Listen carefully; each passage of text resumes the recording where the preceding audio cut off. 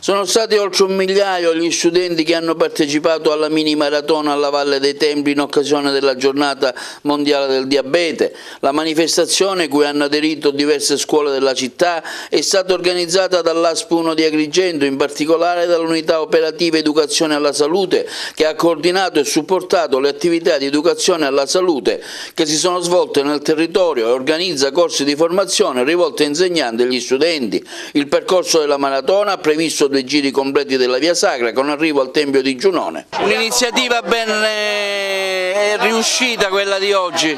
Sì, riuscita benissimo. Oggi è la giornata mondiale del diabete e abbiamo avuto una presenza di più di 2000 ragazzi. Come vedete c'è la Valle dei Templi in base, credo che sia l'iniziativa più grande della città negli ultimi tempi, perché proprio è pienissima.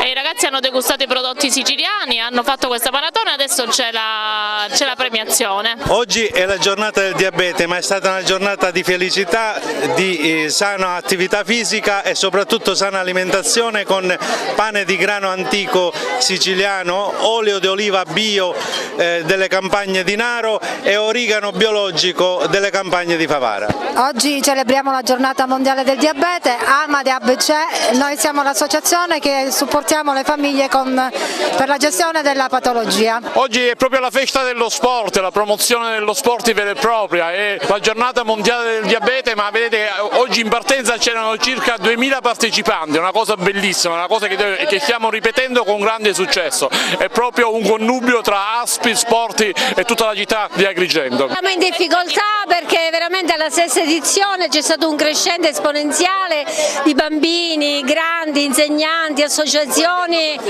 più di 1500 alunni, quindi ringraziamo sempre l'Agri, il professore Urso, tutte le associazioni che come ogni anno ci aiutano in questo importante evento della giornata mondiale del diabete. Noi oggi ci siamo occupati per quanto riguarda la distribuzione per questa giornata di sensibilizzazione sul diabete. I ragazzi hanno partecipato con grande entusiasmo, la manifestazione è riuscitissima, la giornata ci ha accompagnato in maniera opportuna e l'affluenza è stata, noi abbiamo considerato all'incirca 1000-1500 persone, quindi un'affluenza abbastanza importante. Ci tenevamo come scuola alberghiera a essere presenti, come istituto alberghiera Ambrosina ad essere presenti, perché vogliamo stare sul territorio come da anni già lo facciamo. Dopo la passeggiata si gustano pane con l'olio, biscotti fatti con cannella e farina di tumminia, spremute d'arance e arance.